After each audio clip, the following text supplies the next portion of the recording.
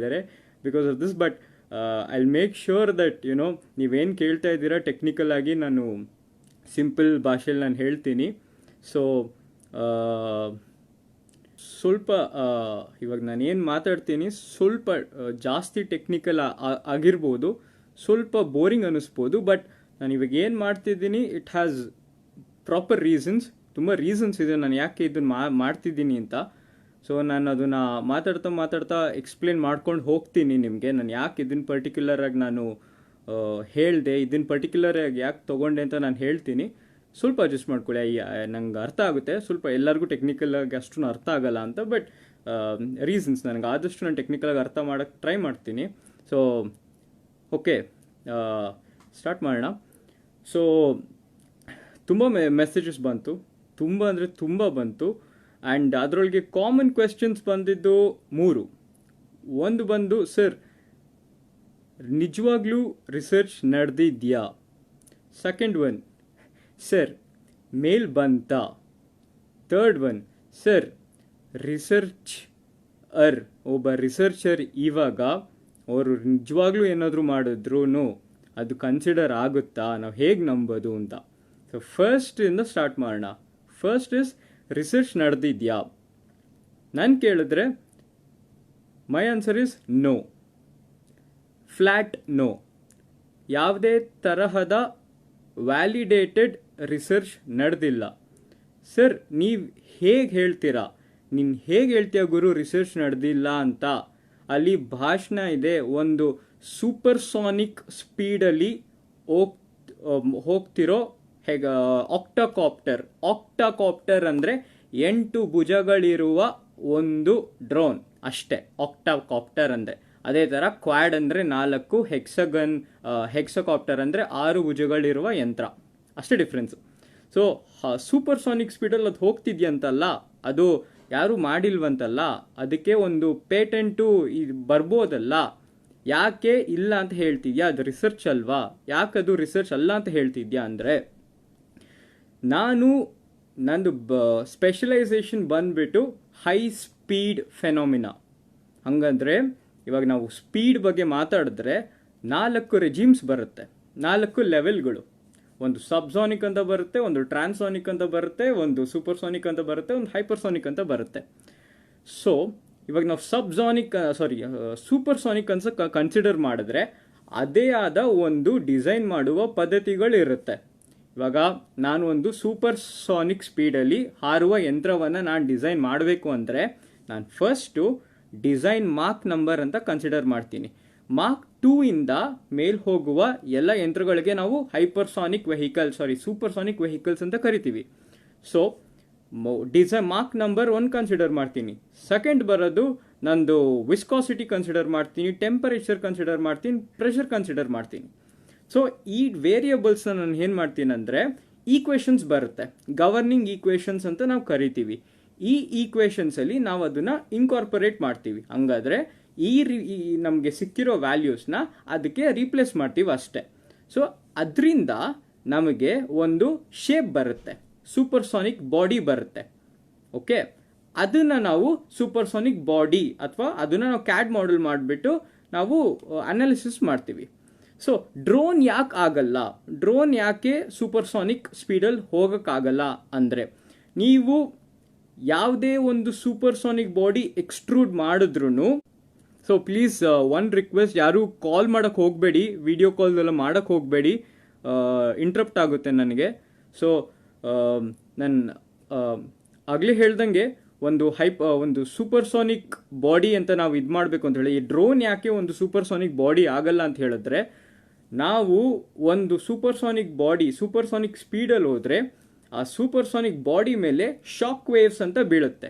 ಆ shock waves ಅಂತ ಬಿದ್ದಾಗ ಸೂಪರ್ಸಾನಿಕ್ ಸ್ಪೀಡಲ್ಲಿ ಬೌಂಡ್ರಿ ಲೇಯರ್ ಅಂತ ಒಂದಿರುತ್ತೆ. ಬೌಂಡ್ರಿ ಲೇಯರ್ ಅಂದರೆ ಏನಪ್ಪ ಅಂತ ಹೇಳಿದ್ರೆ, ನೀವು ಒಂದು ಗ್ಲಾಸ್ ತಗೊಂಡು ಒಂದು ನಲ್ಲಿ ಕೆಳಗೆ ಇಟ್ಟರೆ ಆ ಗ್ಲಾಸ್ ಮೇಲೆ ಒಂದು ಥಿನ್ ಲೇಯರ್ ನೀರು ಓಡುತ್ತೆ, ಅದಕ್ಕೆ ನಾವು ಬೌಂಡ್ರಿ ಲೇಯರ್ ಅಂತ ಹೇಳ್ತೀವಿ. ಆ ಬೌಂಡ್ರಿ ಲೇಯರು ಸೂಪರ್ಸಾನಿಕ್ ಸ್ಪೀಡ್ಸಲ್ಲಿ ತುಂಬ ಚಿಕ್ಕದಿರುತ್ತೆ. ಅದ್ರ ಮೇಲೆ ಶಾಕ್ಸ್ ಬಿದ್ದಾಗ ಅಲ್ಲಿ ಗ್ಯಾಪ್ ಬರುತ್ತೆ. ಆ ಗ್ಯಾಪಿಂದ ನಾವು ಸ್ಟ್ಯಾಗ್ನೇಷನ್ ಪ್ರೆಷರ್ ಎಲ್ಲ ಫಾರ್ಮ್ ಆಗುತ್ತೆ. ಸೊ ಈ ಥರದ್ದು ತುಂಬ ಸಿವಿಯರ್ ಫೆನಾಮಿನನ್ಸ್ ಇವಲ್ಲ. ಇದರಿಂದ ಏರೋಡೈನಮಿಕಲ್ ಹೀಟಿಂಗ್ ಆಗುತ್ತೆ. ಸೊ ಈ ಥರದನ್ನ ಒಂದು body which is not streamlined in shape ಅಂತ ಹೇಳಿದ್ರೆ, ಇವಾಗ ನಾವು ಒಂದು ಹದ್ದು ನೋಡ್ಬೋದು. ಒಂದು ಹದ್ದು ನೋಡಿದ್ರೆ ಅದ್ರ ಶೇಪು ಸ್ಟ್ರೀಮ್ಲೈನ್ಡ್ ಆಗಿರುತ್ತೆ. ಹಂಗಾದ್ರೆ ಅದು ಮುಂದೆ ಹೋಗೋದಕ್ಕೆ ಹೆಲ್ಪ್ ಮಾಡಂಗೆ ಇರುತ್ತೆ ಅದ್ರ ಬಾಡಿ ಸ್ಟ್ರಕ್ಚರು. ಸಿಮಿಲರ್ಲಿ ಒಂದು ಸೂಪರ್ಸಾನಿಕ್ ಬಾಡಿ ಎಲ್ಲ ಅದರಿಂದ ಆ ಈಕ್ವೇಷನ್ ಇಂದ ಬರುವಂಥ ಎಲ್ಲ ಬಾಡೀಸನ್ನು ಅದೇ ಥರ ಸ್ಟ್ರೀಮ್ಲೈನ್ಡ್ ಆಗೇ ಇರಬೇಕು. ನಾವು ಇನ್ನು ಸಿಂಪಲ್ ಆಗಿ ಹೇಳಬೇಕಂದ್ರೆ, ನಾವು ಇಡ್ಲಿ ಹಿಟ್ಟನ್ನ ಯೂಸ್ ಮಾಡಿಬಿಟ್ಟು ಪುಳಿಯೋಗರೆ ಮಾಡೋದಕ್ಕೆ ಆಗಲ್ಲ. ಇಡ್ಲಿ ಹಿಟ್ಟು ಇರೋದು ಇಡ್ಲಿ ಮಾಡೋದಕ್ಕೆ. ಸೊ ಅದು ಇದಕ್ಕೆ ಮ್ಯಾಚ್ ಇಲ್ಲ. ಸೊ ಸೂಪರ್ಸಾನಿಕ್ ಸ್ಪೀಡಲ್ಲಿ ಡ್ರೋನ್ ಹೋಗುತ್ತಾ? ಇದು ಚಾನ್ಸೇ ಇಲ್ಲ. ಸೂಪರ್ಸಾನಿಕಲ್ಲಿ ಈ ಥರ ಡ್ರೋನ್ ಹೋಗೋದಕ್ಕೆ ಚಾನ್ಸೇ ಇಲ್ಲ. ನಾವು ಈ ಡ್ರೋನ್ಸ್ ಎಲ್ಲ ಸಬ್ಸಾನಿಕ್ ಸ್ಪೀಡ್ಸಲ್ಲಿ ಬರುತ್ತೆ. ಸಬ್ಸಾನಿಕ್ ಸ್ಪೀಡ್ಸಲ್ಲಿ ನಾವು ಕನ್ಸಿಡರ್ ಮಾಡೋದು ಲ್ಯಾಮಿನಾರ್ ಫ್ಲೋ ಮತ್ತು ಟರ್ಬ್ಯುಲೆಂಟ್ ಫ್ಲೋ ಅಂತ ಇರುತ್ತೆ. ಆ್ಯಂಡ್ ಟ್ರಾನ್ಸಿಷನ್ ಅಂತ ಇದು ಮಾಡ್ತೀವಿ ನಾವು. Transition from laminar to turbulent flow ಅನ್ನೋದನ್ನ ನಾವು ಸ್ಟಡಿ ಮಾಡ್ತೀವಿ. That is a predominant fluid dynamic parameter. ನಾವು ಅದ್ರ ಬಗ್ಗೆ ಓದೋದು ಸೂಪರ್ಸಾನಿಕ್ ಸ್ಪೀಡ್ಸಲ್ಲಿ. So next question. So first ಕ್ವೆಶನ್ಗೆ ಆನ್ಸರ್ ಬಂತು, ಸೂಪರ್ಸಾನಿಕ್ ಸ್ಪೀಡ್ಸಲ್ಲಿ ಆ ಡ್ರೋನು ಹೋಗೋ ಚಾನ್ಸೇ ಇಲ್ಲ. ನೆಕ್ಸ್ಟ್ ಕ್ವೆಶನ್ ಇಸ್, ಸರ್ ಹಾಗಾದರೆ ಇದ್ರ ಬಗ್ಗೆ ರಿಸರ್ಚೇ ನಡೆದಿಲ್ವಾ? ಏನೂ ಮಾಡಿಲ್ವಾ ಇದ್ರ ಬಗ್ಗೆ? ನನ್ನ ಆನ್ಸರ್ ತಿರ್ಗಾ ನೋ, ಝೀರೋ ರಿಸರ್ಚ್. ಅದಕ್ಕೂ ಎಕ್ಸ್ಪ್ಲೇನ್ ಮಾಡ್ತೀನಿ. ಯಾಕೆ ಅಂತ ಹೇಳಿದ್ರೆ, ಒಂದು ರಿಸರ್ಚ್ ಮಾಡಕ್ಕೆ ನಾನು ಸ್ಟಾರ್ಟ್ ಮಾಡೋಕ್ಕಿಂತ ಮುಂಚೆ ನಾನು ಏನು ಮಾಡ್ತೀನಿ ಅಂತ ಹೇಳಿದ್ರೆ ಲಿಟ್ರೇಚರ್ ರಿವ್ಯೂ ಅಂತ ಹೇಳ್ತೀವಿ. ಲಿಟ್ರೇಚರ್ ರಿವ್ಯೂ ಅಂದರೆ, ನಾನು ಇವಾಗ ಒಂದು ರಿಸರ್ಚ್ ಬಗ್ಗೆ ಮಾಡಬೇಕು ಅಂತ ಹೇಳಿದ್ರೆ ನಾನು ಸುಮ್ಮನೆ ಗೂಗಲಲ್ಲಿ ಹೋಗ್ಬಿಟ್ಟು ಇವಾಗ ನಂದು ರಿಸರ್ಚ್ ಟಾಪಿಕ್ ಬಂದುಬಿಟ್ಟು ಸ್ಪೇಸ್ ರೈಡರ್ ಅಥವಾ ವೇವ್ ರೈಡರ್ ಅಂತ ಹೇಳ್ತೀನಿ. ನಾನು ಅದನ್ನು ಗೂಗಲಲ್ಲಿ ಹೋಗಿ ವೇವ್ ರೈಡರ್ ಅಂತ ಇದು ಮಾಡಿದ್ರೆ ನನಗೆ ವೇವ್ ರೈಡರ್ ಪೇಪರ್ ಅಂತ ಕೊಟ್ಟರೆ ಲಕ್ಷ ಬರುತ್ತೆ.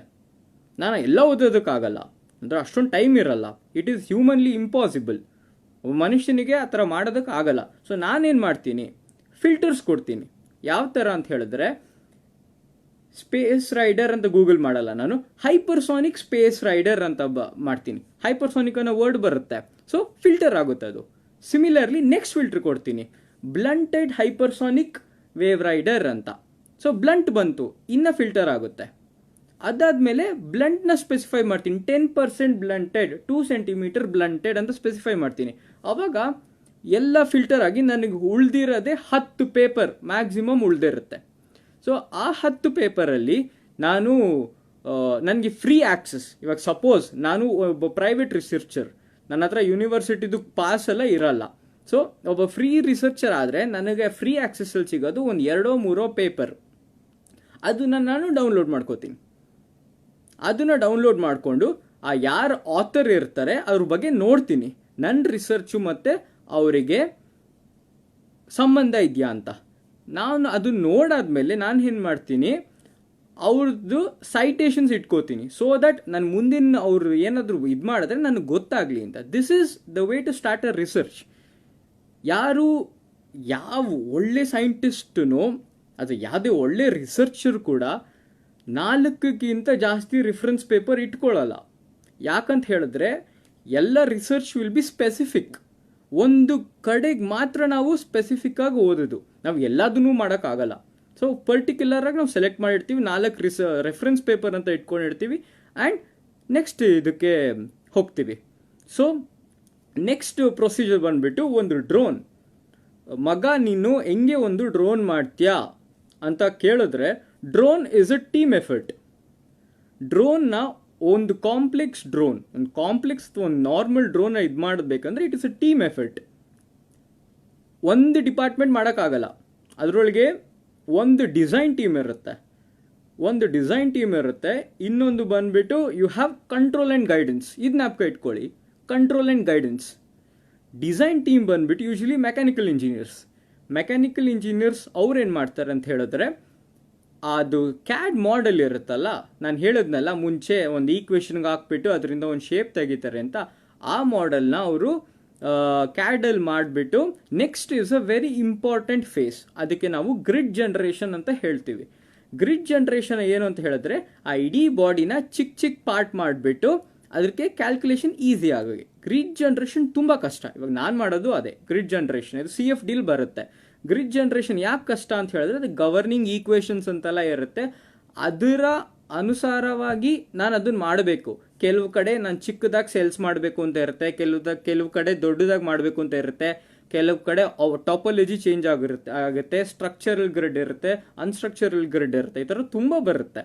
ಸೊ ನಾನೇನು ಮಾಡ್ತೀನಿ, ಅದನ್ನೆಲ್ಲ ಮಾಡಿ ನೆಕ್ಸ್ಟ್ ಬರೋದು ಬೌಂಡ್ರಿ ಕಂಡೀಷನ್ಸ್. ಬೌಂಡ್ರಿ ಕಂಡೀಷನ್ಸ್ ನಾನು ಕೊಡ್ತೀನಿ. ಫಾರ್ ಎಕ್ಸಾಂಪಲ್, ವಾಲ್ ಹತ್ರ ಸ್ಲಿಪ್ ಇರಲ್ಲ ಅಂತ ನಾನು ಒಂದು ಬೌಂಡ್ರಿ ಕಂಡೀಷನ್ ಕೊಡ್ತೀನಿ. ವಾಲ್ ಅವೇ ಕೋರ್ಸ್ ಆಗಿರುತ್ತೆ ಅಂತ ಇನ್ನೊಂದು ಬೌಂಡ್ರಿ ಕಂಡೀಷನ್ ಕೊಡ್ತೀನಿ. ಆ ಥರ ಎಲ್ಲ ಮಾಡಿ ನಾನು ಅನಾಲಿಸಿಸ್ ಮಾಡ್ತೀನಿ. ಒಂದು ಪಾರ್ಟನ್ನ ಅನಾಲಿಸಿಸ್ ಮಾಡ್ತೀನಿ, ಅನಾಲಿಸಿಸ್ಗೆ ಸಬ್ಜೆಕ್ಟ್ ಮಾಡ್ತೀನಿ. ಇದು ಒಬ್ಬ ಮೆಕ್ಯಾನಿಕಲ್ ಇಂಜಿನಿಯರ್ ಮಾಡೋದು.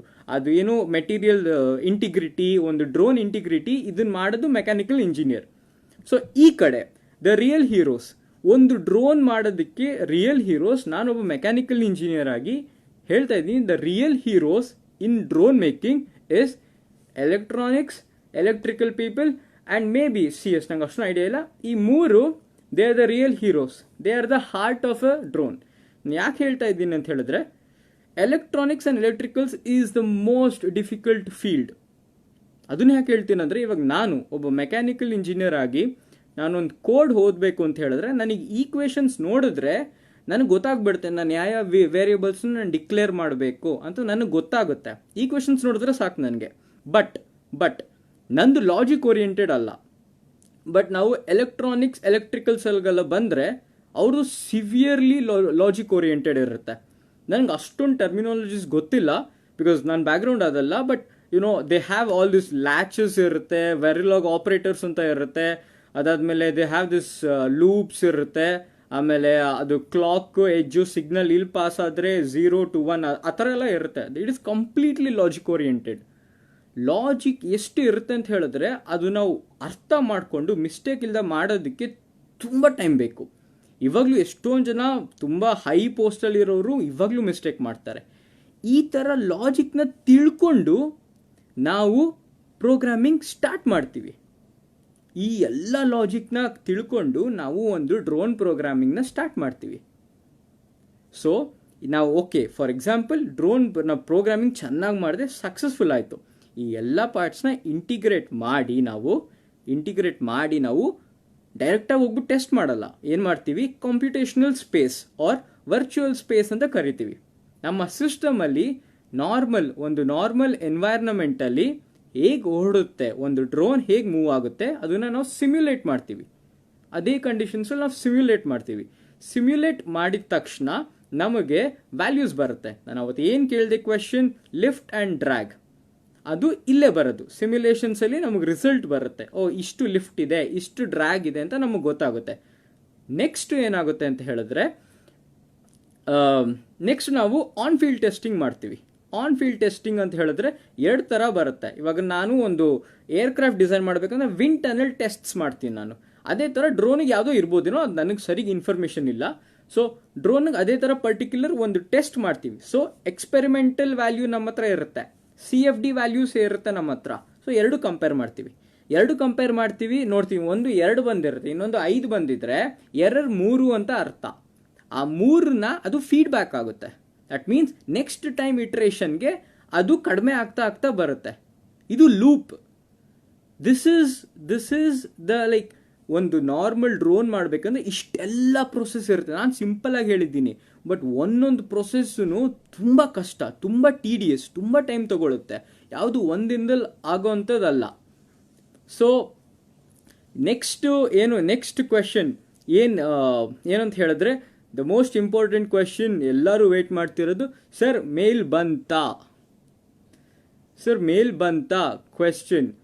ಸೊ ನನಗೆ ಯಾವುದೇ ತರಹದ ಮೇಲ್ ಕೂಡ ಬಂದಿಲ್ಲ, ಅದು ಬರುವುದಿಲ್ಲ.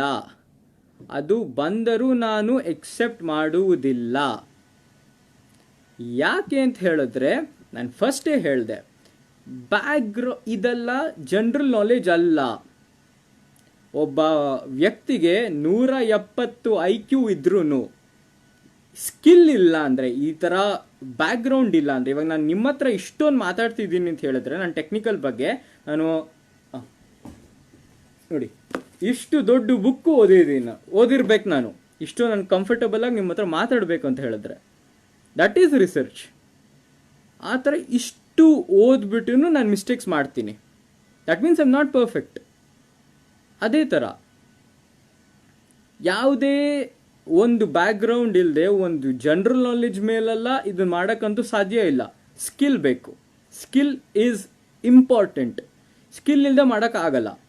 ಆಮೇಲೆ ಒಂದು ವರ್ಷದಲ್ಲಿ ಮಾಡುವಂಥದ್ದು ಕೆಲಸಗಳಲ್ಲ ಇದು, ಒಬ್ಬನಿಗಲ್ಲ ಆಗೋದೇ ಇಲ್ಲ ಇದು. It is completely inhumane. ಚಾನ್ಸೇ ಇಲ್ಲ ಇದು. ಅದಾದ ನಾನು ಯಾಕೆ ಇಷ್ಟೊಂದು ಕಂಫರ್ಟಬಲ್ ಆಗಿ ಹೇಳ್ತಾ ಇದ್ದೀನಿ ಅಂತ ಹೇಳಿದ್ರೆ ನನಗೆ ಗೊತ್ತು. And next question, so second question clear ಆಯಿತು. ನನಗೆ ಯಾವುದೇ ಮೇಲ್ ಬಂದಿಲ್ಲ, ಬರೋದು ಇಲ್ಲ, ಅದು ನಾನು ಎಕ್ಸೆಪ್ಟು ಮಾಡಲ್ಲ. ಬಿಕಾಸ್ ಒಬ್ಬ ವ್ಯಕ್ತಿ ಒಂದು ಸಿಂಪಲ್ ಕ್ವೆಶನ್ಗೆ ಆನ್ಸರ್ ಮಾಡೋಕ್ಕೆ ಆಗ್ತಿಲ್ಲ, ಅದಾದಮೇಲೆ ನನಗೊಂದು 10 ದಿನ ಆದಮೇಲೆ ನನಗೆ ಅದಕ್ಕೆ ಆನ್ಸರ್ ಬಂತು ಅಂತ ಹೇಳಿದ್ರೆ ಯಾರು ಎಕ್ಸೆಪ್ಟ್ ಮಾಡ್ತಾರೆ ಅದನ್ನು? So that being side, next question ನನಗೆ ಬಂದಿದ್ದು, ಸರ್ ನೆಕ್ಸ್ಟ್ ಒಬ್ಬ ರಿಸರ್ಚರ್ ಇವಾಗ ಏನೋ ಒಂದು ಇನೋವೇಷನ್ ಮಾಡಿದೆ. ಇವಾಗ ರಿಸರ್ಚರ್ ಫೀಲ್ಡ್ಗೆ ಒಂದು ಬ್ಲ್ಯಾಕ್ ಲೇಬಲ್ ಇದೆ.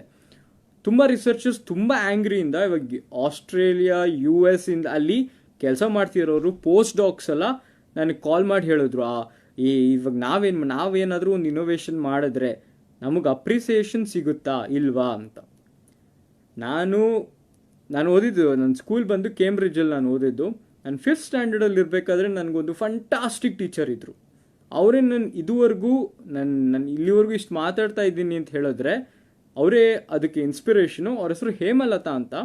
ಅವ್ರ ಸೈನ್ಸ್ ಕ್ಲಾಸಲ್ಲಿ ನನಗೆ ಯಾವಾಗಲೂ ಎಲ್ಲರಿಗೂ ಹೇಳ್ತಾ ಇದ್ರು, every science class should have 2 important question, why and how.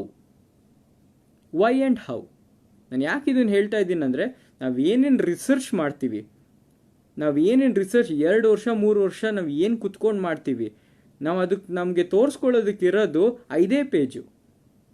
ಅಬ್ಸ್ಟ್ರಾಕ್ಟಿಂದ ಹಿಡಿದು ರಿಸಲ್ಟ್ವರೆಗೂ ಅಷ್ಟೇ ನಾವು ತೋರ್ಸೋಕ್ಕಾಗೋದು. ಯಾರಾದರೂ ಅದು ನೋಡಿಬಿಟ್ಟು ನೀನೊಂದು ಮಿಸ್ಟೇಕ್ ಮಾಡಿದ್ಯಾ ರಿಸರ್ಚಲ್ಲಿ, ಸ್ವಲ್ಪ ಕರೆಕ್ಟು, ಇನ್ನೂ ಸ್ವಲ್ಪ ಅಥವಾ ಜಾಸ್ತಿ ಕರೆಕ್ಟು, ಸ್ವಲ್ಪ ತಪ್ಪು ಅಂತ ಇಲ್ಲ, ತಪ್ಪು ಅಷ್ಟೇ. ನೀವು ಸ್ವಲ್ಪ ತಪ್ಪಾಗ್ಬಿಟ್ಟು ರಿಸರ್ಚಲ್ಲಿ ಕೊಟ್ಟರೆ it is like complete zero, ನಿನಗೇನೂ ಬರಲ್ಲ, ನೀನು ಮಾಡಿದ್ದೆಲ್ಲ ವೇಸ್ಟು ಅನ್ನೋದು. ಸೊ ಯಾವುದೇ ರಿಸರ್ಚರ್ಗೆ ನೀವು ಹೋಗ್ಬಿಟ್ಟು ಸರ್ ಇದು ಹೇಗೆ ಮಾಡಿದ್ರಿ, ಇದು ಯಾತಕ್ಕೆ ಮಾಡಿದ್ರಿ ನೀವು ಅಂತ ಕೇಳಿದ್ರೆ ಅವರು ತುಂಬ ಖುಷಿಯಿಂದ ನಿಮಗೆ ತಲೆ ಕೆಟ್ಟೋಗೋವರೆಗೂ ಎಕ್ಸ್ಪ್ಲೇನ್ ಮಾಡ್ತಾರೆ. ಅವರು ನಿಜವಾದ ರಿಸರ್ಚರ್ಸ್. ನೀವೇ ಅನ್ಕೊಬೇಕು ಯಾಕಪ್ಪ ನಾವು ಈ ಕ್ವೆಶನ್ಸ್ ಕೇಳಿದ್ರಿ ಅಂತ. ಬಿಕಾಸ್ ಅವ್ರಿಗೆ ಏನಂದರೆ ತುಂಬ ಕೆಲಸ ಮಾಡಿರ್ತಾರೆ ಅದ್ರ ಬಗ್ಗೆ, ಎಕ್ಸ್ಪ್ಲೇನ್ ಮಾಡೋಕ್ಕೆ ಟೈಮ್ ಸಿಗೋಲ್ಲ. ಒಂದು ಕಾನ್ಫರೆನ್ಸ್ಗೆ ಹೋದರೆ 5 ನಿಮಿಷದಲ್ಲಿ ಮುಗಿಸಿ ಅಂತ ಹೇಳ್ತಾರೆ. So that is the only ego that we have. That ಯಾರೋ ನಮಗೆ ನಾವು ಮಾಡಿದ ಬಗ್ಗೆ ಕೇಳ್ತಾರೆ, ಯಾರೋ ನಮ್ಮನ್ನ ಸೈಟ್ ಮಾಡ್ತಾರೆ, ನಮ್ಮ ಮಾಡಿರೋ ರಿಸರ್ಚ್ ಬಗ್ಗೆ ಯಾರೋ ಒಬ್ಬರು ಕೇಳ್ತಾರೆ, ಅಷ್ಟೇ ಇರೋದು. So that being said, so mostly ಇದು ನನ್ನ ಒಪಿನಿಯನ್ ಅಂತ ನಾನು ಹೇಳ್ತಿಲ್ಲ. So I think most engineering background ಇರೋರು I think they will agree with me. ನಾನು ಇವಾಗ ಹೇಳಿರೋದು ನಾನು ಟೆಕ್ನಿಕಲಾಗಿ ನಾನು ಏನು ಹೇಳಿದ್ನೋ ಅದ್ರ ಜೊತೆ ನೀವು ಅಗ್ರಿ ಮಾಡ್ತೀರಾ ಅಂತ ಅಂದ್ಕೊಂಡಿದ್ದೀನಿ. And coming to the other side, which I literally ನನಗೆ ಹೋಗೋಕ್ಕೆ ಇಷ್ಟ ಇರಲಿಲ್ಲ, but with a heavy heart from 2 days before, ಎರಡು ದಿನ ಹಿಂದೆ ನಾನು ಯಾರು ಅಂತಲೂ ಯಾರಿಗೂ ಗೊತ್ತಿರಲಿಲ್ಲ. ಐ ವಾಸ್ ಅ ನೋ ಬಡಿ. ನಾನು ಇಷ್ಟು ಮಾತಾಡ್ತಿದ್ದೀನಿ, ನಾನು ಇವಾಗ ಮಾತಾಡೋದಕ್ಕೆ ನನಗೆ ಅಷ್ಟು ಯೋಗ್ಯತೆ ಇದೆಯೋ ಅಥವಾ ಅರ್ಹತೆ ಇದೆಯೋ ನನಗೆ ಗೊತ್ತಿಲ್ಲ. ಬಟ್ ಮೊನ್ನೆಯಿಂದ ನನಗೆ ಯಾರೋ ಅಣ್ಣ, ಮಗ, ಮಚ್ಚ, ಅಣ್ಣ ಆ ಥರ ಎಲ್ಲ ಹೇಳಿದ್ರು. ನಂಗೆ ತುಂಬ ಖುಷಿ ಆಯಿತು. ಲೈಫಲ್ಲಿ ನನಗೆ ತುಂಬ ದೊಡ್ಡ ಫ್ಯಾಮಿಲಿ ಸಿಗ್ತೇನೋ ಅಷ್ಟು ಖುಷಿ ಆಯಿತು. ಆ್ಯಂಡ್ ಈ ಲೈಕ್ ಒಂದು ಫೀಲಿಂಗ್ ಇದ್ದೇ ಇರುತ್ತೆ ದಟ್ ಒಬ್ಬನ ಬೀಳಿಂದ ನನ್ನ ಏಳಿಗೆ ಆಗ್ತಿದೆ ಅಂತ ಅದು ಇದ್ದೇ ಇದೆ. ಬಿಕಾಸ್ ನನಗೆ ಒಬ್ಬರು ಮೆಸೇಜ್ ಮಾಡಿದ್ರು, ಅವ್ರು ನನಗೆ ಹೇಳಿದ್ರು ಲೈಕ್ ಅವ್ರ ಸನ್ ಎಕ್ಸ್ಪೈರ್ ಆಗಿದ್ದಾರೆ, ಲೈಕ್ ಅವನು ಇಂಜಿನಿಯರಿಂಗ್ ಸ್ಟೂಡೆಂಟ್ ಆಗಿದ್ದ. ಆ್ಯಂಡ್ ಅವ್ರು ನನಗೆ ಹೇಳಿದ್ರು ಮೋಸ್ಟ್ಲಿ ಅವ್ನು ಇದ್ದಿದ್ರೆ ಅವ್ನು ನಿಂತರನೇ ಮಾತಾಡ್ತಿದ್ನೇನೋ ಕೊಣೋ ಅಂತ. ನಂಗೆ ತುಂಬ ಅದು ಒಂಥರ ಹರ್ಟ್ ಆಯ್ತು ನನಗೆ. ಬಟ್ ದೆನ್ ಅಗೇನ್ ನಾನೇನು ಹೇಳ್ತಾ ಇದ್ದೀನಿ ಅಂದರೆ ಲೈಕ್ ಎಲ್ಲರಿಗೂ ನಾನು ಕನ್ನಡಿಗರಿಗೆ ನನ್ನ ನಿಜವಾಗ್ಲೂ ಇಲ್ಲಿವರೆಗೂ ನೀವು ದರ್ಶನ್ ಬರಲೇಬೇಕು, ನೀನು ಬರೋ ಗಂಟ ನಮಗೆ ಕನ್ಕ್ಲೂಷನ್ ಸಿಗಲ್ಲ ಅಂತ ಹೇಳ್ದವ್ರಿಗೆ ನಂದು ಒಂದೇ ರಿಕ್ವೆಸ್ಟ್ ಇರೋದು, ತಪ್ಪಾಗಿದೆ, ಪ್ಲೀಸ್ ಫರ್ಗಿವ್ ಮಾಡಿ. ಯಾಕೆ ಹೇಳ್ತಾ ಇದ್ದೀನಿ ಅಂದರೆ, ಹೇಟ್ ಮಾಡೋದು ನಮ್ಮ ಗುಣ ಅಲ್ಲ. ನಾವು ಕನ್ನಡಿಗರು, ನಾವು ಹೇಟ್ ಮಾಡಬಾರದು. ತಪ್ಪು ನಡೆದಿದೆ. ಇಂಟ್ರೆಸ್ಟ್ ಇದ್ದರೆ ಅದ್ರ ಬಗ್ಗೆ ಓದಲಿ, ಡೈನಾಮಿಕ್ಸ್ ಓದಲಿ, ಮೆಕ್ಯಾನಿಕ್ಸ್ ಓದಲಿ, ಕೈನಾಮೆಟಿಕ್ಸ್ ಓದಲಿ, ಅಚೀವ್ ಮಾಡಲಿ, ಖುಷಿ. ನಾವು ನಮ್ಮ ಕರ್ನಾಟಕಕ್ಕೆ ಮಾಡದೆ ಬೇರೆ ಎಲ್ಲಿ ಮಾಡೋಕ್ಕೆ ಇದಾಗುತ್ತೆ. ಒಬ್ಬ ಕನ್ನಡಿಗ ಇಷ್ಟು ಒಂದು ವರ್ಲ್ಡ್ ಸ್ಟೇಜಲ್ಲಿ ರಿಪ್ರೆಸೆಂಟ್ ಮಾಡಿದ್ದಾನಂದರೆ ನಮಗೆಲ್ಲರಿಗೂ ಹೆಮ್ಮೆ ಆಗುತ್ತೆ. ಸೊ ಇನ್ನೊಂದು ಹೇಳೋಕ್ಕೆ ಇಷ್ಟಪಡ್ತೀನಿ, ನಾನು ಮೊನ್ನೆಯಿಂದ ತುಂಬ ಇಂಟರ್ವ್ಯೂಸ್ಗೆಲ್ಲ ಕರೆದಾಗ ನಾನು ರಿಜೆಕ್ಟ್ ಮಾಡಿದೆ. ಓನ್ಲಿ ರೀಸನ್ ಬೀಯಿಂಗ್, ಈ ಥರ ವಿಷಯ ಎಲ್ಲ ಸ್ಪ್ರೆಡ್ ಆಗಬಾರ್ದು. ಯಾಕಂದರೆ ಇದು ಜಾಸ್ತಿ ಸ್ಪ್ರೆಡ್ ಆಗ್ತಾ ನಮ್ಮ ಸ್ಟೇಟಿಗಿನ್ನ ವ್ಯಾಲ್ಯೂನೇ ಡೌನ್ ಆಗೋದು. ಸೊ ಇದೆಲ್ಲ ಸ್ಪ್ರೆಡ್ ಆಗಬಾರ್ದು. This should stop. ನಿಮಗೆ ಇವಾಗ ಕನ್ಕ್ಲೂಷನ್ ಸಿಕ್ಕಿದೆ ಅಂತ ಅನ್ಕೋತೀನಿ. ನೀವು ಕೇಳ್ದಂಗೆ ದರ್ಶನ್ನೇ ಬಂದು ಮಾತಾಡಿರೋದು. ಟೆಕ್ನಿಕಲಾಗಿ ಮೆಕ್ಯಾನಿಕಲಲ್ಲಿ ನಾನು ತಪ್ಪು ಮಾಡಿರಲ್ಲ, ನನಗೆ ಗೊತ್ತು, ನನ್ನ ರಿಸರ್ಚ್ ಅದು. ಎಲೆಕ್ಟ್ರಾನಿಕ್ಸ್ ರಿಲೇಟೆಡ್ ನಾನು ಏನೋ ತಪ್ಪು ಹೇಳಿದ್ರೆ, ಸೊ ನೀವು ನನ್ನ ಕರೆಕ್ಟ್ ಮಾಡಿ, ಈ ಥರ ಮಾಡು, ಈ ಥರ ಕಣೋ, ನೀನು ಹೇಳಿದ ತಪ್ಪು ಅಂತ ಇದು ಮಾಡಿ. I am very approachable. ನನ್ನ ಇನ್ಸ್ಟಾಗ್ರಾಮ್ ಹ್ಯಾಂಡಲ್ ಇದೆ ನಿಮ್ಮ ಹತ್ರ, so you can text me, very happy. But ನಾನು ಕೇಳೋದು ಒಂದೇ ಇಷ್ಟು. ಆ್ಯಂಡ್ ಒಂದು ಹೇಳಬೇಕು, Karnataka's troll pages and memes are unbelievable, awesome. They are like out of the world, unparalleled. ಯಾಕೆ ನಾನು ಹೇಳ್ತಾ ಇದ್ದೀನಿ ಅಂತ ಹೇಳಿದ್ರೆ, ಇಟ್ ಈಸ್ ನಾಟ್ ದಟ್ ನನ್ನ ಅವ್ರು ಫೇಮಸ್ ಮಾಡಿಬಿಟ್ರು ಓವರ್ ನೈಟ್ ಅಂತ ಅಲ್ಲ. They respected my privacy a lot. ಅದು ತುಂಬ ಇಂಪಾರ್ಟೆಂಟ್. ಬಿಕಾಸ್ ಬೆಳಗ್ಗೆ ರಾತ್ರಿ ನನ್ನ ಫೋನ್ನ ನಾನು ಸ್ವಿಚ್ ಆಫ್ ಮಾಡೋಕ್ಕಾಗಲ್ಲ. ಯಾಕಂದರೆ ನನಗೆ ಲ್ಯಾಬಿಂದ ಕಾಲ್ಸ್ ಬರುತ್ತೆ, ಮಿಡ್ ನೈಟಿಂದನೂ ಕಾಲ್ಸ್ ಬರ್ಬೋದು. ಅದಕ್ಕೆ ನಾನು ನಾನು ಫೋನ್ನ ಸ್ವಿಚ್ ಆಫ್ ಮಾಡೋಕ್ಕಾಗಲ್ಲ. ಸೊ ಬರ್ತಿತ್ತು ತುಂಬ, ಸರ್ ಪ್ಲೀಸ್ ಇಂಟರ್ವ್ಯೂಗೆ ಬನ್ನಿ, ಅದಕ್ಕೆ ಬನ್ನಿ, ಇದಕ್ಕೆ ಬನ್ನಿ ಅಂತ. ನಾನು ಹೇಳಿದೆ, this is a very sensitive thing. ಈಗ ಇಂಟರ್ವ್ಯೂ ಮಾಡೋದ್ರಿಂದ ತುಂಬ ಜಾಸ್ತಿ ಇದು ಎಸ್ಕ್ಯುಲೇಟ್ ಆಗುತ್ತೆ. ಸೊ ನಾನೇ ಲೈವಿಗೆ ಹೋಗ್ತೀನಿ, ನಾನೇ ಮಾತಾಡ್ತೀನಿ. ನಾನು ಬರಬೇಕು ಅಂತ ಜನ ಕೇಳಿರೋದು, ನಾನೇ ಬರ್ತೀನಿ. I think this is a proper conclusion and they are awesome. So ನಾನು ಅವ್ರಿಗೆ ಕೈ ಮುಗ್ದು ಕೇಳ್ಕೊತೀನಿ. ಸೊ ಪ್ಲೀಸ್ ಜನರಿಗೆ ಲೈಕ್ ಈ ಥರ ಅವನ ಮೇಲೆ ಹೇಟ್ ಬೇಡ, ಈ ಸಿಚುವೇಶನ್ ಬಗ್ಗೆ ಹೇಟ್ ಬೇಡ. So let us forgive. ನಮ್ಮ ಇಡೀ ಕರ್ನಾಟಕದಲ್ಲಿ ಒಂದು ದೊಡ್ಡ ಸೂತ್ಕ ಇದೆ ನಮಗೆ ಇವಾಗ, ಕೊರೋನಾ ಅನ್ನೋದು. ನಾವು ಅದನ್ನು ಗೆಲ್ಲೋಣ ಫಸ್ಟು. ಅದ್ರ ಮುಂದೆ ಇದೆಲ್ಲ ಏನೂ ಇಲ್ಲ. ಅದು ನಾವು ಚೆನ್ನಾಗಿದ್ದರೆ ಎಲ್ಲ ಮಾಡ್ಬೋದು. ಸೊ ಅದು ಒಂದು ನನ್ನ ಕಡೆಯಿಂದ ರಿಕ್ವೆಸ್ಟ್.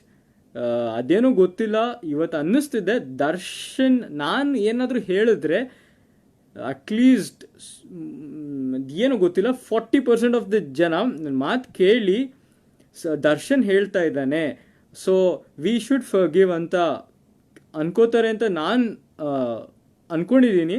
ಸೊ ಪ್ಲೀಸ್ ಕೈ ಮುಗ್ದು ಕೇಳ್ಕೊತೀನಿ. ಒಬ್ಬ ನೀವೇ ಹೇಳಿದ್ದೀರ ಅಣ್ಣ, ಮಗ, ಮಚ್ಚ, ಬ್ರೋ, ಡೂಡ್ ಕಡೆಯಿಂದ ಬರ್ತಿದೆ. So please let us forgive, let us forget, let us move on. So ಇಲ್ಲಿವರೆಗೂ ನಾನು ಮಾತಾಡಿದ್ದು ಆ ಇನ್ಸಿಡೆಂಟ್ ಬಗ್ಗೆ. ಸೊ ನಾನು ಇನ್ನೂ ಸ್ವಲ್ಪ ಹೊತ್ತು ಮಾತಾಡ್ತೀನಿ. That is not related to this. So ಇವಾಗ ನಾನು ಹೇಳ್ದಂಗೆ ಮುಗೀತಿದ್ದು. ನಾನು ಇದ್ರ ಬಗ್ಗೆ ತಿರ್ಗಾ ಮಾತಾಡಲ್ಲ. ಸೊ ನಿಮಗೆ ಬೇಕಾಗಿರೋ ಕನ್ಕ್ಲೂಷನ್ ನಾನು ಕೊಟ್ಟಿದ್ದೀನಿ ಅಂತ ನಾನು ಅಂದ್ಕೊಂಡಿದ್ದೀನಿ. ಸೊ ನೆಕ್ಸ್ಟ್ ನಾನು ಮಾತಾಡೋದು, ತುಂಬ ಜನ ನನಗೆ ಲೈಕ್ ಸರ್ ನಾವು ಟೆಕ್ನಿಕಲ್ ಫೀಲ್ಡಲ್ಲಿ ಇದ್ದೀವಿ, ನಾವು ಈ ಥರ ಮಾಡ್ತಾ ಇದ್ದೀವಿ, ಹೌ ಕ್ಯಾನ್ ವಿ,